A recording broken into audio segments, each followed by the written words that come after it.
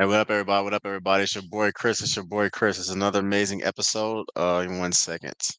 It's another amazing episode of Financipation, everybody. And in this channel, in this podcast, everybody, I thoroughly enjoy teaching you guys essentially how to make money, how to save money, how to invest money, how to build generational wealth.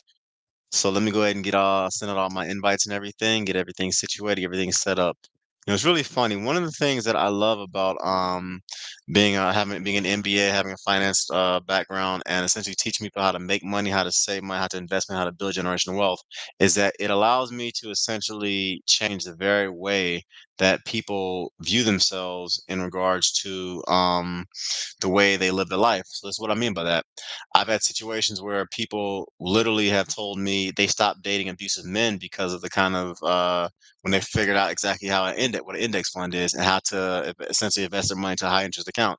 I've met men that stopped dating abusive women when they started dating women who when they realized is essentially what a real estate investment trust is and how to essentially make money when they sleep.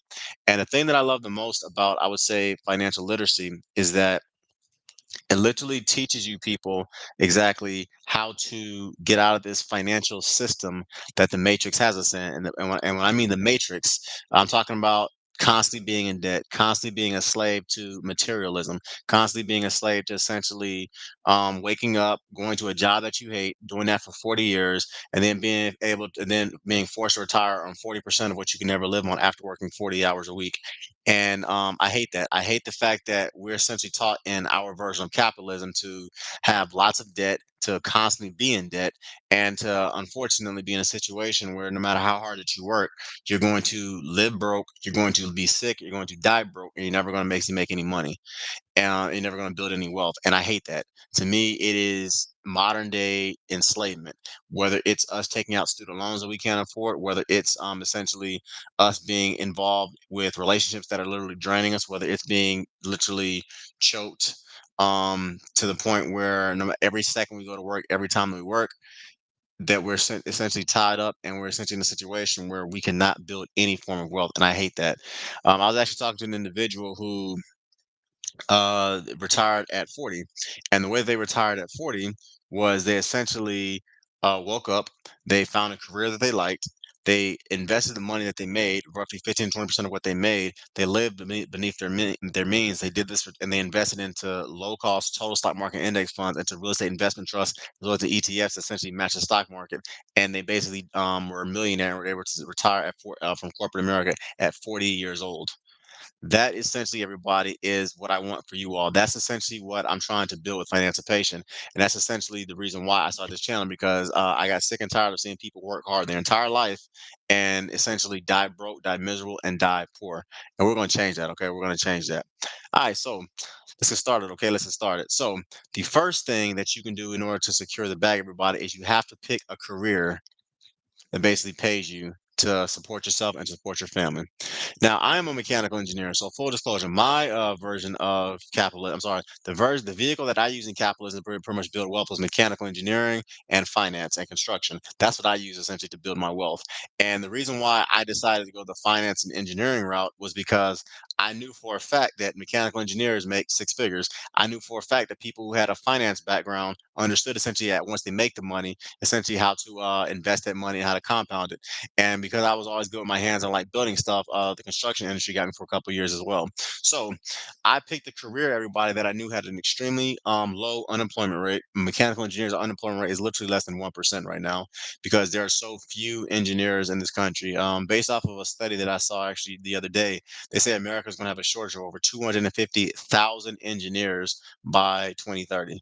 That is scary because if you think about some of the jobs that engineers do is in regards to building roads, in regards to designing weapons, in regards to designing the computer mainframes to stop us from being hacked, in regards to protecting us from malware and from corporate hacking and from spies and things of that nature, in regards to protecting our country with our missile systems and things of that nature. The fact that we're going to be running out of engineers and have almost a 300,000 engineer shortage by 2030, that's dang near terrifying. Having said that, being with myself being a mechanical engineer, I literally get job offers every day to essentially do things that most people do not have the academic pedigree to do, or to build things people do not have the academic pedigree to do. So as a result of that, I'm what you would call thank God for this, completely employable. I can always find a career, not a job, a career. And because I have a finance background, more importantly, I know how to invest my money essentially so that I can make money, save money, and invest money and make money while I'm sleeping. And I can teach you how to be wealthy if you listen to my channel. So the first thing I'll tell you, if you want to secure the bag, is you have to secure a career. And this is full disclosure. It doesn't necessarily have to be in engineering, science, technology, mathematics, healthcare, or law. It can be a blue collar electrician. I got nothing but love for my blue collar people. You can be a carpenter, you can be a plumber, you can be a marine, you can be a cop. There are so many different ways to build wealth in the American version of capitalism. You can be an entrepreneur, you can be a teacher. There's so many different ways to build wealth in our version of capitalism. So if you don't want to go the white collar route, you can go the blue collar route. Once again, electricians start off making about $90,000 a year, and they quickly get well over 100,000. Threshold and rebar installers, iron workers, they start off making about $75,000 a year, and they quickly go over $100,000 a year. My underwater welders, they make over $200,000 a year. So there are so many different career paths you can go into in the United States of America. So the first way you need to secure the bag, everybody, is you have to pick a career essentially that's going to pay you extremely well. Next, the next way to secure the bag, everybody, is to establish a 3-month emergency fund. Now, and if you play football or basketball, you box, you do jujitsu or mixed martial arts, you're familiar with offense and defense. You can have the best offense in American football. If you ain't got no defense, you can score 70 points, you're gonna lose 70 to 75. If you can have the best punch in boxing, you can hit harder than Mike Tyson. If you got a glass jaw and you have no defense, you don't know how to basically bob and weave and move your head and stuff like that, you're gonna get knocked. You're gonna get knocked through the ropes. And it's the same way in basketball. You can have the best offense in the world. If you have no defense, you're never going to win squat. Ask Dirk Nowitzki when he was averaging about 125 points a game and all those Dallas Mavericks teams that were losing to Kobe Bryant and the Lakers. So in order to have good offense, you got to have good defense. And an emergency fund is the first rung of defense. You need to have a 3 to 6. You need to have a 3-month emergency, a 3 to 6 month emergency fund if you want to secure the bag. And the reason why is simple. By having an emergency fund, when life happens, your girl gets pregnant, your wife gets pregnant, you break your arm, you break your ankle, you get in a car accident, your boiler blows out, your air conditioning blows out. You need to have money that you can essentially run to the bank so that instead of you essentially having to use your credit cards to pretty much pay for things that are emergency, you can essentially go directly to your emergency fund, preferably in a high interest account, and just take it out of there. Also, everybody, please support your content creators. Hit that dollar sign, hit that button below. $1 is cool, $5 is cool, $20 is cool, and by all means, everybody, this is a live Q&A session. I want you guys to ask me as many questions as possible, but I want you to establish a 3-month emergency fund. I want you to create a budget. If you don't have a budget, DM me privately in the chat below, and I want you to essentially I want you to essentially ask me, Chris, please send an emergency, please send me a budget, so a financipation budget. I'll send you a financipation budget, and then from there, I want you to start creating your budgets. And the reason why I want you to create a budget because it's extremely easy to create emergency fund. You know how much money you have going out and how much money you have coming in. And a 3-month emergency fund, everybody, is very simple. If you basically spend $5,000 every month on your living expenses, that means your 3-month emergency fund is $15,000. Simple as that. And additionally, when you create this emergency fund, I want you to start saving 5% of every paycheck that you get. And a specific reason why I'm saying that, okay? By the way, if you do not have a budget, I personally use a Microsoft Excel a proprietary Microsoft Excel spreadsheet. So I want you to email me below at this email address that I'm putting in the chat window, and I'm going to essentially teach you everybody how to essentially create this budget. And I say a 3-month emergency fund because we got a good buddy out in Tennessee, good old country boy, brother Dave. He always is pushing. Don't you? He's always pushing a $1,000 credit card. I'm sorry, $1,000 emergency fund. I personally think that's a little outdated because it's just nothing in America right now costs $1,000 in regards to rent. You need a 3-month emergency fund, okay? So the next way to secure the bag, everybody, is you have to have a 3-month emergency fund. Next, the next way to secure the bag is if you are in corporate America, is to start a business and work at 20 hours a week in addition to working your corporate America career.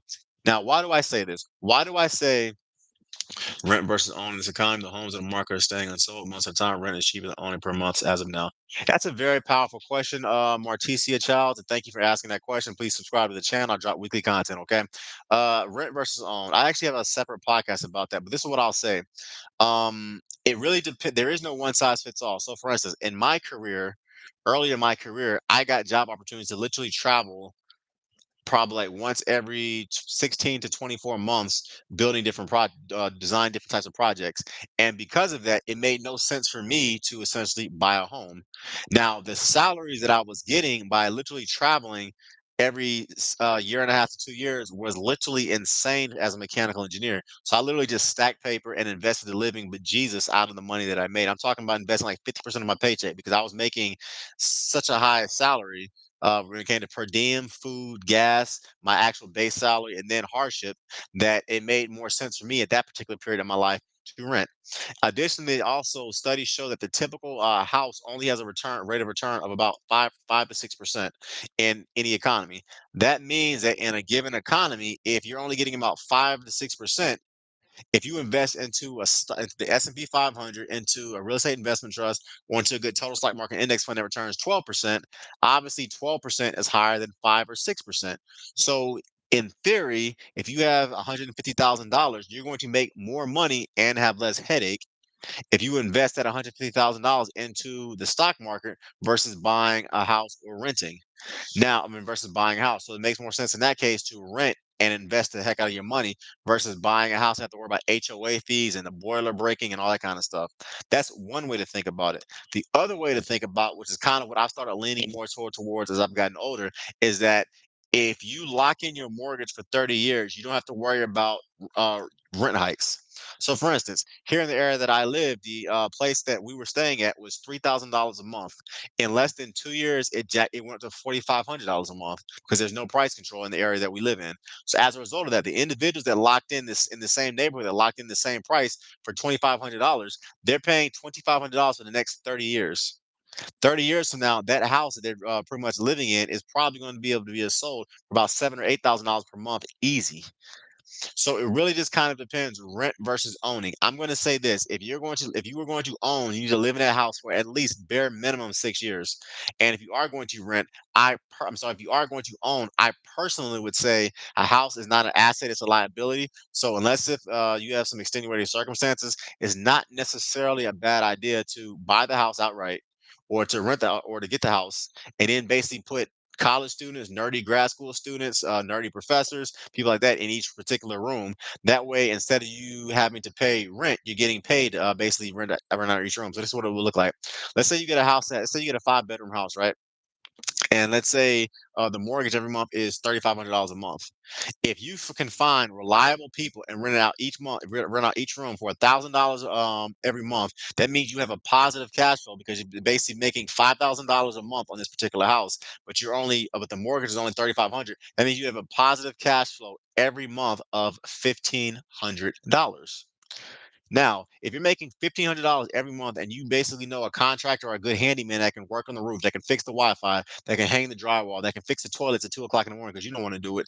In that case, owning that house is an asset. It's not a liability. It's not a liability. But if you're just simply living in the house and you're paying your mortgage every month, in that case, I would consider that house a liability. Even though you're building equity, I get it. And even though you get the tax write-offs, in that case, it's still kind of a liability.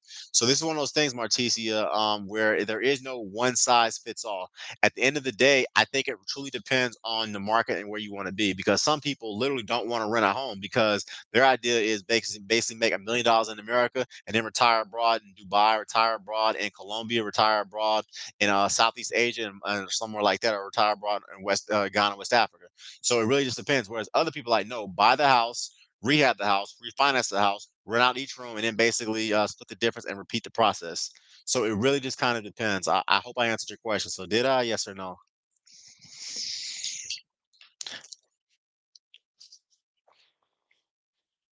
Just let me know, Martise. If I answered your question, please let me know. Please let me know. All right. So in order to secure the bag, that's the next thing you should do. The next way to secure the bag is to pay off all high interest debt. Now, yes, appreciate it. Thank you, Marticia. Thank you. Please support your content creators, everybody. Please hit that dollar sign below. $1, $5, $20, whatever you feel happy and gully to give. Please support us. At the end of the day, I thoroughly enjoyed giving you guys free content as a mechanical engineer with this MBA who's taught finance for over 20 years. This is a passion of mine. This is a ministry of mine. I thoroughly enjoy teaching people the power of compounding interest, and most important, the power of building generational wealth. So high interest debt. Why do I say that is the next step when it comes to securing the bag? I say that for a very, very simple reason, everybody. There's a difference between, I'm not gonna talk about the good debt versus bad debt. I'm talking about high interest debt. High interest debt, anybody, is anything that is above 15%. So if you have a personal loan is above 15%, that's high interest debt. If you have the average credit card in America is 22%, that's high interest debt. And God Almighty, if you guys are still using cash advance loans and them kind of spots that are always located in the hood or in the crappy parts of town, those things are absolute cesspools and scumbag businesses, and I hate them with a passion because you can get over 600% interest loans on a cash advance place. So if you have cash advance loans, a massive credit card debt, or any personal loans that you had to get from like a credit union, anything like that, that is over 16%, that is the next thing you need to do in regards to paying off your debts. Okay. If you were interested in trying to secure the back, you have got to do that. All right. So, high interest debts, pay it off. Your credit cards, pay it off. Your what do you call it? Your ah, credit card debt, pay a thing off as soon as fast as humanly possible. Cash advance loans, pay it off as fast as humanly possible. High interest personal loans, pay it off as soon as humanly possible. You should be paying all that off as fast as possible before you start doing your massive investments in your Roth IRA, HSA, your 401k, and things of that nature. Okay. Next, the next way, everybody, to secure the bag is to invest up to your employer's 401k match. Now, why do I say invest into your employer's 401k match? It is for a very simple reason, everybody. That is literally free money.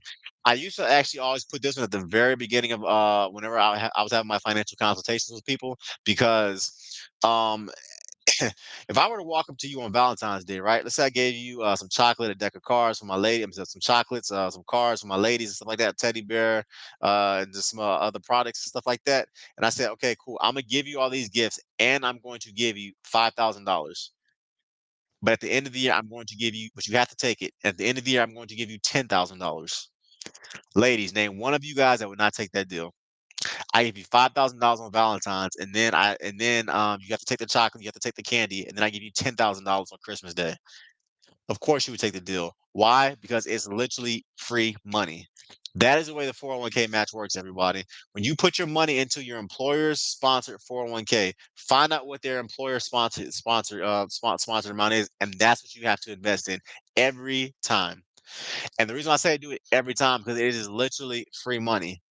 And that's whether they invest 100% up to the first 3% you put in, 100% up to the first 5% you put in. You have to invest everybody into your employer's 401k match.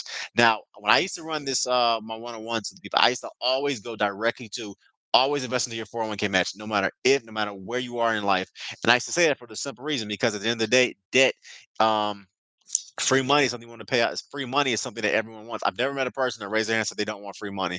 But I kind of stopped doing that because a lot of the clients that I initially had when I first started Financipation, they were so derelict in their finances, and they were so derelict with the amount of debt that they had that um, they essentially had to pay off some of these massive student loan debts that they had, or some of these massive high interest loans that they had. So as a result of that, I no longer say invest into their 401k match initial first. But for 95% of the people that I run across in America, investing into your 401k, into your employer's 401k match is literally the first thing that you should do. Why? Because once again, if depending on where you are financially, I have never met a person that does not like free or does not like or does not need free money.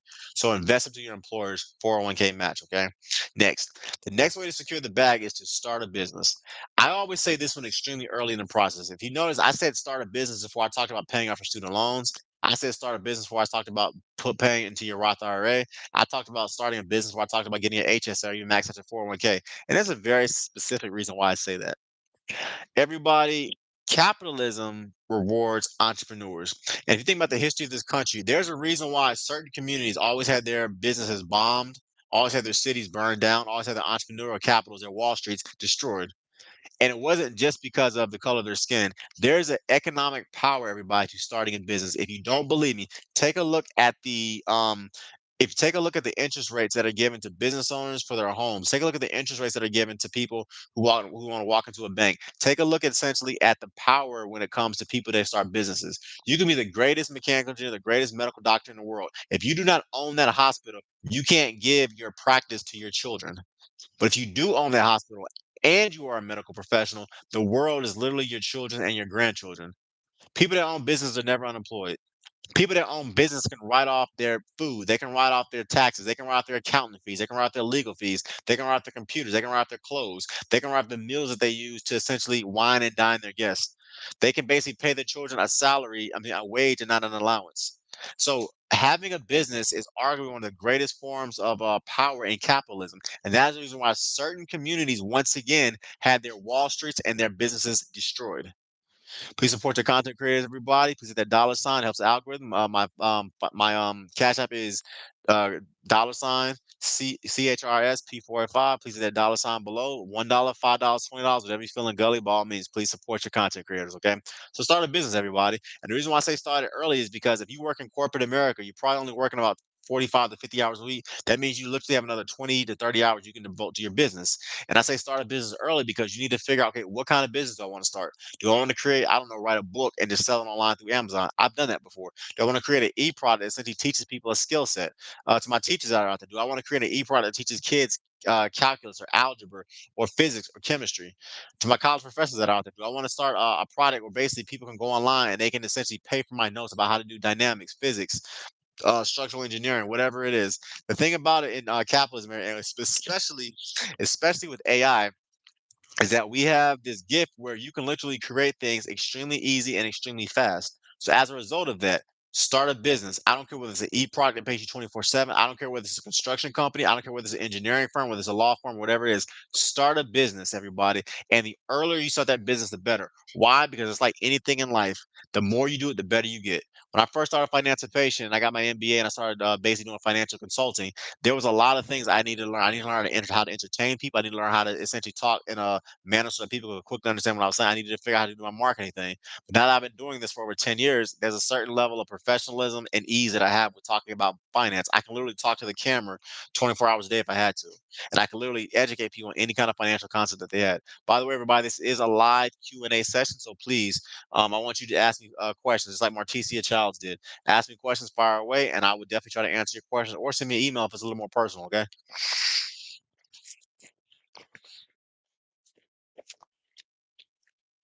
Start a business. And I want you to start that business and to work that business at least bare minimum 15 to 20 hours a week. And it's not really that hard to do that.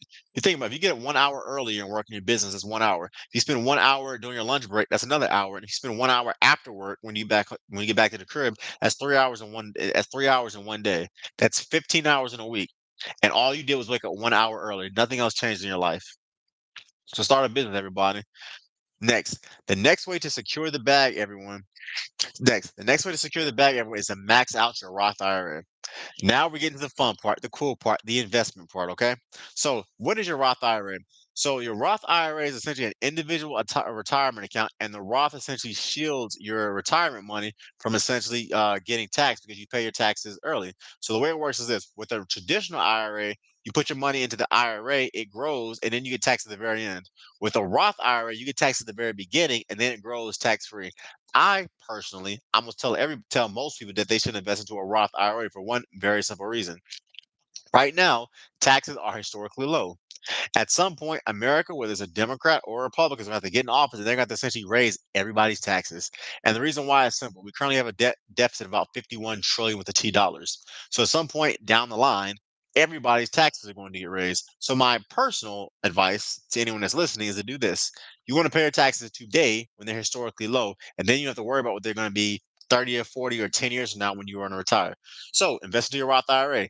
We personally use total stock market, low cost index funds with a high dividend ratio to do 90% of our investing. And the reason why is simple: it gives you total diversification, it has very low capital gains tax, and it has extremely low expense ratios. So as a result of that, when it comes to my Roth IRA and my investing, I put most of my money into real estate investment trust, ETFs that follow this total stock market, as well as total stock market index funds. So max out your Roth IRA. At the time that I'm recording this in 2025, everybody, you can put approximately $7,000 into your Roth IRA. If you're older, you can put $8,000 into your Roth IRA. But max out your Roth IRA, and if you do this over about a 15 to 20-year period, you are destined to be a millionaire. So the next way to secure the bag, everybody, is to max out your health savings account. Now, health savings accounts are an extremely powerful tool. And the reason why I say that is because of this. They have a triple tax benefit. They have a triple tax benefit. First and foremost, they grow tax free.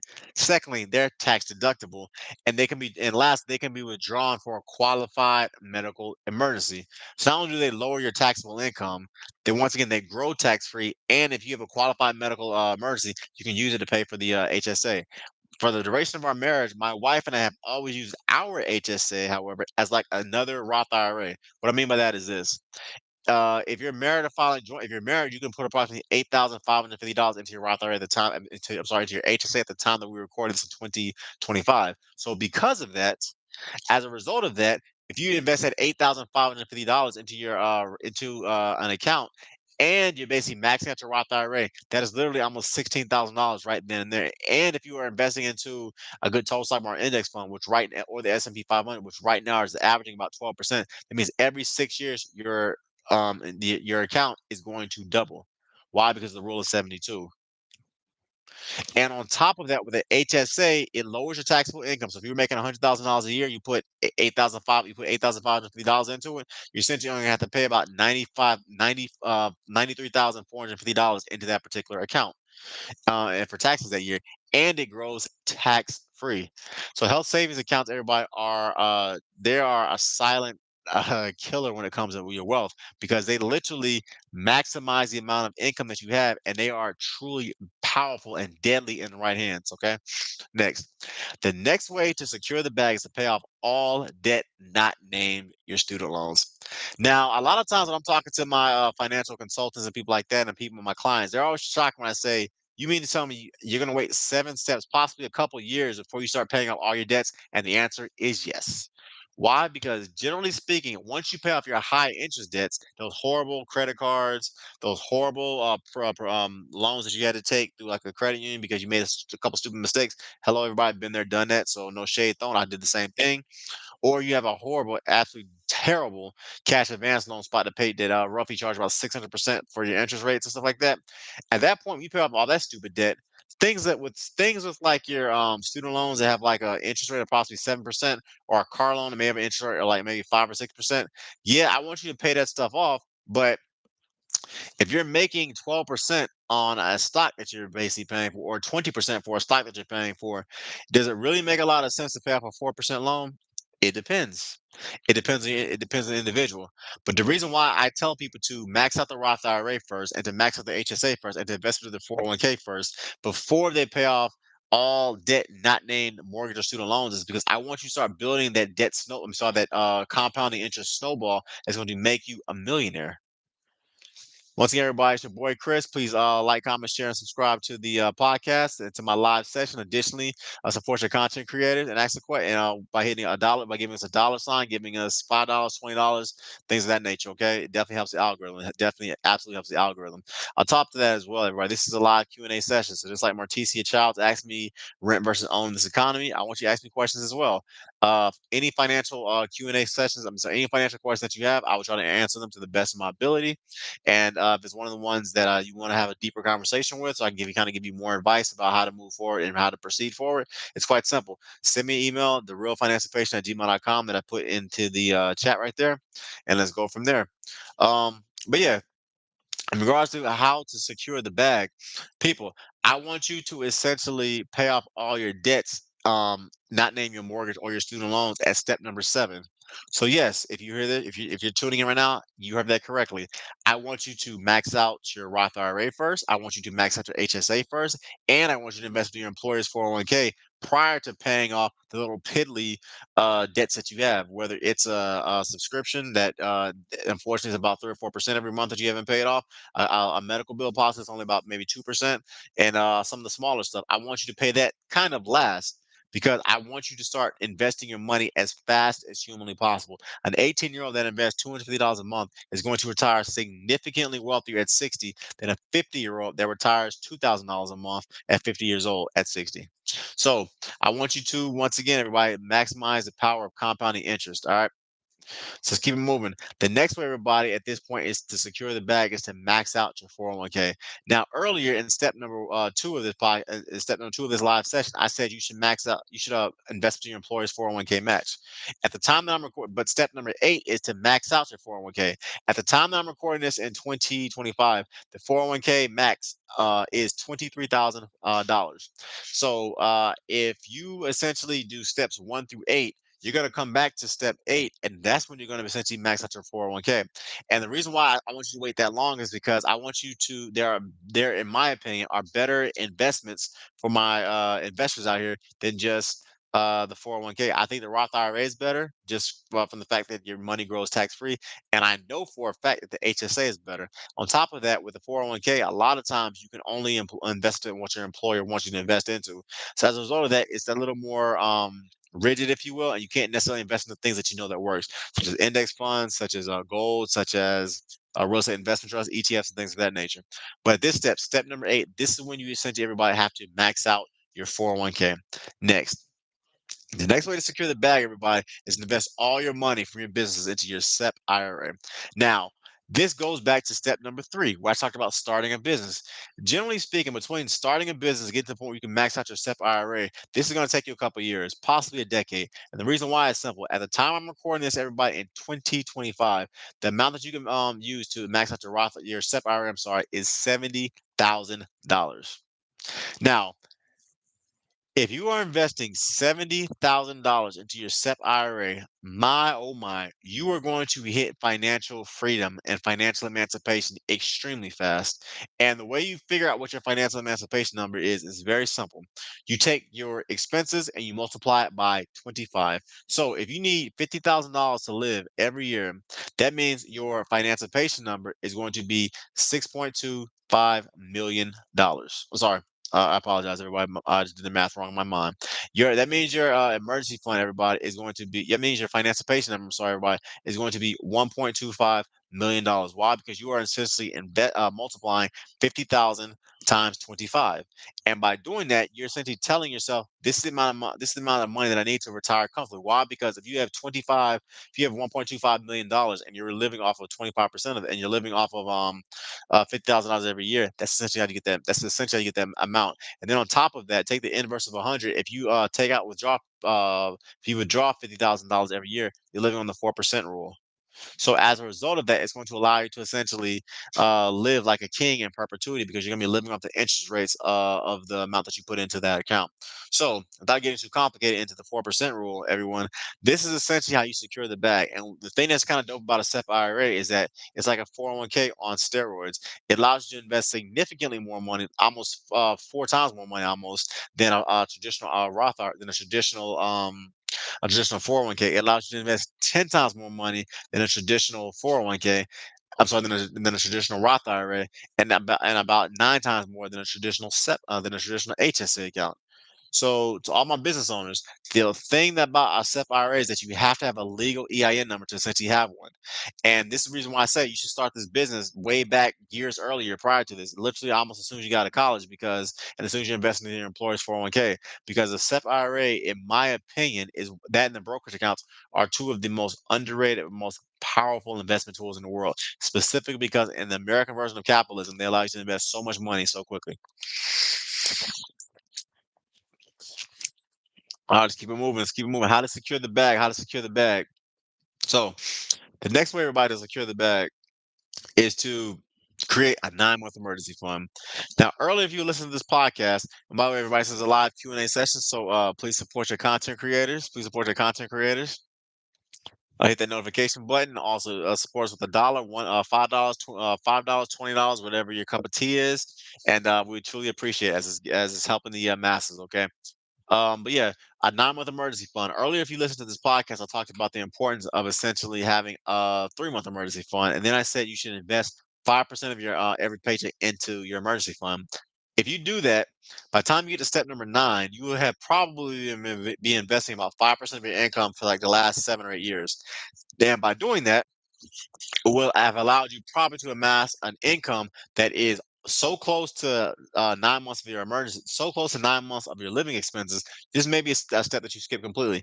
And by 9 months of your living expense, everybody, you should not be saving this account in some raggedy brick and mortar account that's only giving you like 0.01% interest. You should be saving this in an account that essentially pays you roughly bare minimum 3 to 4%. And the reason why I say 3 to 4% is because every year inflation basically takes about 3% of your income. And if inflation takes about 3% of your income, if you're not investing above 3%, you're going to be losing your money. So if you have your money in an investment that's only paying 1% and inflation is 3%, that means you're losing 2% of your money every year. But if you have your money saved into a high, your emergency fund saved into a high interest account that's returning 5%, we factor in inflation is taking 3%. That means you're basically making a profit of 2% on your money. Now, granted, people always ask me, why in the world would you put 9 months of living expenses into an account that's only going to pay you 5% when you can put your money into the S&P 500 that's been averaging about 14% over the last over the last 3 months? I'm glad you asked that question for a very simple reason, everybody. Outside of a brokerage account, there's not too many good investments that allow you to give you the liquidity. And what I mean by liquidity, how fast you can get your money in, how fast you can take your money out. And with a high interest savings account or a regular brick and mortar mortgage bank, sorry, with a regular brick and mortgage the regular brick and mortar bank, you can have the ability for liquidity. You can basically take and put your money in and you can put your money out. So as a result of that, I'm saying a 9 month emergency fund because come hell or high water, you don't know whether or not your business can get hit with I don't know natural disaster. You don't know whether you need to flee the country for whatever reason. You don't know essentially ish could truly hit the fan. It could be a category 5 hurricane. You need to basically pull out $30,000 immediately for whatever. I don't know. You need to start a business, whatever it is. You want to have liquid cash that's available to you immediately, and having your money in a brick and mortar or a high interest bank account gives you access to that. Okay, so that's the reason why I say you want to have a 9 month emergency fund because it gives you the ability to be able to do extremely good business decisions and in some cases survival steps at the drop of a hat. Next, the next way after step 11. The next way to secure the bag after you create a 9 month emergency fund is to create your brokerage account. Now, I have a separate podcast on the brokerage account, and my oh my, and this is one of those accounts that is just downright terrifying in the right hands. Because if you really know what you're doing with your brokerage accounts and you really know essentially how to build your generational wealth, the amount of cake that you can make essentially in a brokerage account is absolutely insane. And this is the reason why I say this. With a brokerage account, everybody, there are no income limits. You can literally be a billionaire and have a brokerage account. You can be a professional NBA player that makes 75 to 80 million dollars a year and have a brokerage account. And why is that powerful? Because with the 401k and with the Roth IRA, there is an income requirement, but there is no income requirement with the brokerage account. So as a result of that, no matter how much money you make, you can still have one. Secondly, another dope thing about the brokerage account is that you can invest into pretty much any investment that you want. One reason why I'm not the biggest quote unquote fan of the 401k is because your 401k picks stocks and picks investments that are primarily chosen by your employer. You have absolutely no say.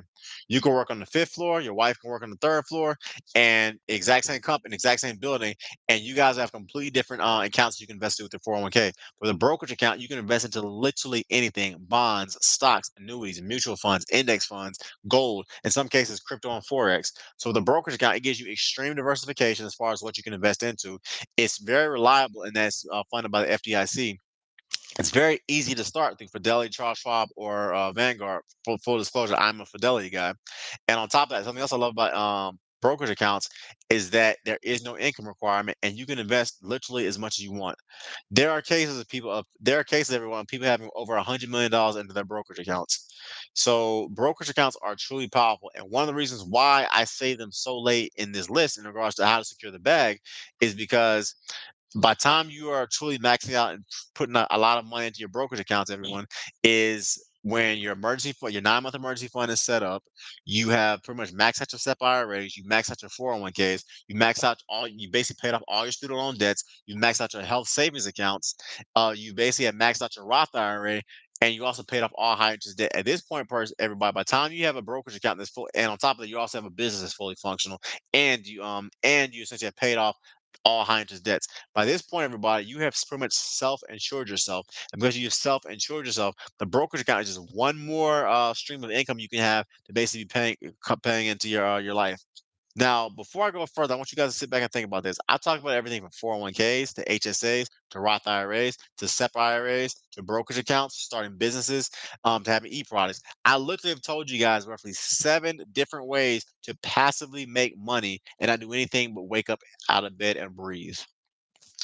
This, everybody, is the reason, the power of compound interest. This, everybody, is the reason why I say we have to get our financial houses in order, because I'm literally teaching you guys how to become wealthy. But more importantly, I'm teaching you guys how to become wealthy and to literally not even have to work. Think about that for a minute. You have a 401k that's maxed out every year. You have a SEP IRA that's basically putting in lots of money from the business that you own. You have a Roth IRA, a HSA. You have all your student loans are paid off. All your debt is paid off. And on top of that, you literally just wake out of bed and the money is making money for you while you sleep. That, everybody, is a true American dream. It's not flashy cars, it's not Instagram trips saying, "My, oh my, come look at me." It is literally having the freedom to basically say, "You know what? I don't want to do nothing today but stay in bed, eat a turkey sandwich, and watch Scarface." That, everybody, is winning.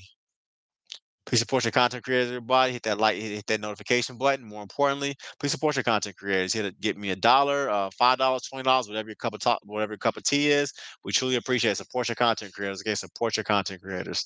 Next, the next way to secure the bag, everyone, in capitalism and to build generational wealth without even thinking about it is to essentially pay into your children's 529 or UTMA college savings account.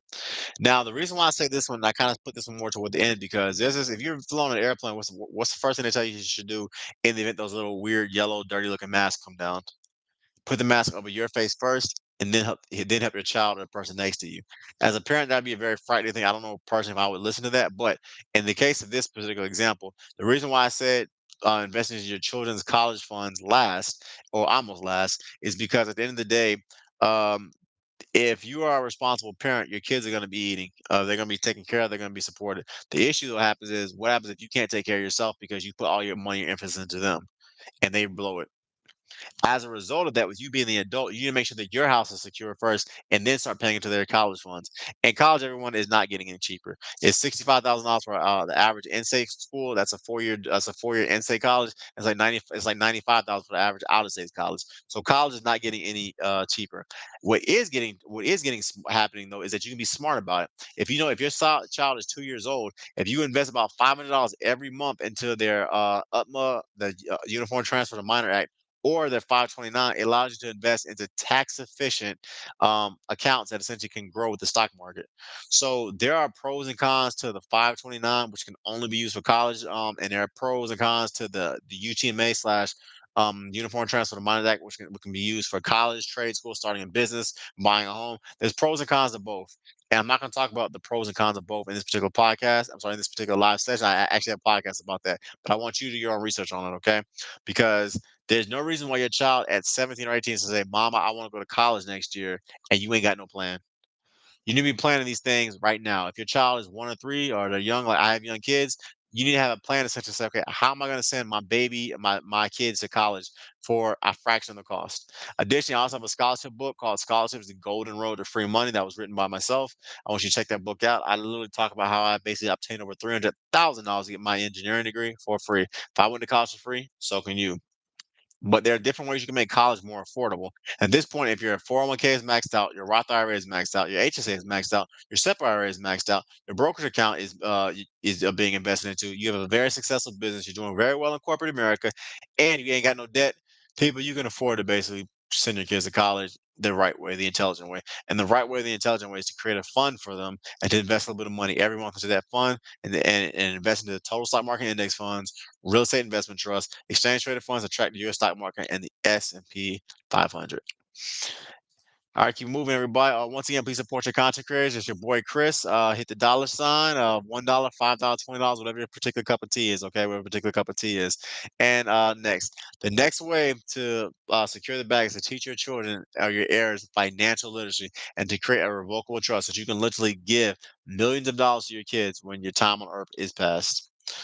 So lucky number 13, lucky number 13. So the reason why I say this one for last is because everyone, you do not want to be in a situation where you spent your entire life working like a dog or working like a slave, busting 100-hour weeks, losing your health, getting possibly losing loved ones because you're basically trying to secure the bag. And then right before you die, you give your money to some useless, lazy child, trust fund baby or heir that just throws it all away, making it rain at the club and on the drug problem they discovered. You got to teach your kids financial literacy. You got to teach them how to essentially be responsible stewards of the money that you give them. And if you listen to my podcast, you'll know that I'm a huge proponent of John D. Rockefeller. I actually did a podcast on the 10 wealthiest humans to ever live. There are people like Joseph Stalin on that list, Mansa Musa, Julius Caesar. There are people like Akbar the Great, Princess Wu. I talked about the 10 wealthiest people in history. And what's interesting is that Elon Musk, if you're not familiar with how much he base is worth about $400 billion a day, he wasn't even on the list. This is how wealthy these people were that was on this list. I'm talking about the 10 wealthiest humans to ever live. But one of the reasons why I respect John D. Rockefeller is because of the 10 people that are listed on the list, the only one who 3 generations later will be considered a modern day billionaire was John D. Rockefeller. Not Andrew Carnegie, not Genghis Khan, not Mansa Musa, not Catherine the Great, not Akbar. It's interesting because I find it interesting to say that people that literally are worth over $1 trillion that 3 generations later, their kids weren't even billionaires, and two generations after that, some of them were in poverty. So it's interesting that guys like Vanderbilt, they can literally be billionaires, and then 6 generations later, they have kids who are teachers and who are not millionaires. And how did that happen? Because either A, they did not properly prepare their children for the wealth that they received. B, the kids that they raised were not prepared for how violent and how to some extent cutthroat the world is to wealthy people. And C, I just think a lot of them honestly did not prepare their children for the wealth that they inherited. John D. Rockefeller did that. He did it through dynasty trust. He did it through living wills. He did it through investment, and he did it through irrevocable trust. And that's why I personally, John D. Rockefeller is a financial hero of mine. So to my parents that are listening, you can have the best HSA accounts, you can have the best brokerage accounts, you can have the strongest businesses. You can teach your kids essentially what a 401k is. You can teach them what a Roth IRA is. You can teach them how to run a SEP IRA. You can teach them about the accounting practice they need to do. You can teach them all these things. If you do not instill in them a desire to want to be financially literate, and you do not instill in them a desire to take care of the money that mama and papa is leaving them, in less than 5 or 10 years, that kid is going to become a fool and they're going to blow it all on crazy wild parties, drugs, or whatever it is that they're into. So financial literacy, everybody, has got to be a key component to securing the bag. Because nothing is the only thing sadder than a lazy trust fund baby that never had to work is a useless trust fund baby that never needed to work. So if you read the Bible, it talks about the idea that it's a pretty good idea to have kids that can essentially kids, friends, daughters-in-laws, and servants that can essentially take care of you in your older age. If you don't believe me, take a look at King David's great grandmother Ruth and Naomi. Take a look at Abraham's servant Eliezer, or even Elisha and Elijah. If the Bible is not your thing, cool. Look at West Indian cultures, African cultures, or Asian communities where the older grandparents and aging parents typically move into an in-law suite and watch over their grandkids and their great grandkids while their children or their grandchildren are essentially pursuing six-figure careers. So what's the purpose of that? The purpose of that is simple. If you are raising your kids correctly and you have kids, there is a possibility they can take care of you when you get old. And if you are not raising your kids correctly, there is the absolute certainty that you will be taking care of your kids until they get old. And that's how you die broke. So the final step, everybody, to secure the bag is that you have got to raise financially literate and intelligent kids. Once again, everybody, before I get off this podcast, it's your boy Chris. Please subscribe to the channel, Financipation, where I drop free content once a month. I'm sorry, once a week. Please check out my podcast, Financipation, and everything, where I teach you how to make money, how to save money, how to invest money, how to build generational wealth. Additionally, everybody, please support your content creators. Hit that dollar sign, $1, $5, $20, whatever it is. This is a live Q&A session, so ask your questions, fire them away. And in my epilogue to this particular podcast about how to secure the bag, everyone, I wanted to post this because one of my subscribers asked me, Chris, you should do a podcast on securing the bag. And as me and an individual, Jaden, talked, what he was asking me was essentially, what are passive ways you can build wealth when you sleep? So I was like, you know what? This would be a phenomenal time to talk about things like SEP IRAs, HSAs, 401ks, Roth IRAs, brokerage accounts, creating businesses for you and your kids to be able to run, having kids and marrying the right person so that they can essentially take care of you when you get old. These are all everybody generational ways to secure the bag. So I've given you the knowledge, I've given you the power, and hopefully you go ahead and do something with it. All right. So before I bounce, please ask fire questions away. Okay, we got 1 minute. Let's go. Let's go.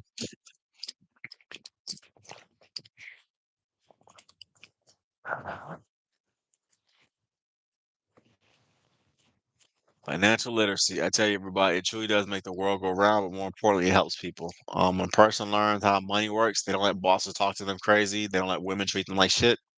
I'm sorry for cussing. They don't let women treat them like crap. They don't let men treat them like crap. At the end of the day, you have to learn how to secure the bag. You got to learn essentially how to maximize the amount of money that you make, and more importantly, to learn how to essentially build your generational wealth. All right, going once, going twice. Any questions? All right, cool. It's your boy Chris. I'm out, everybody. Take it easy. Peace. Peace.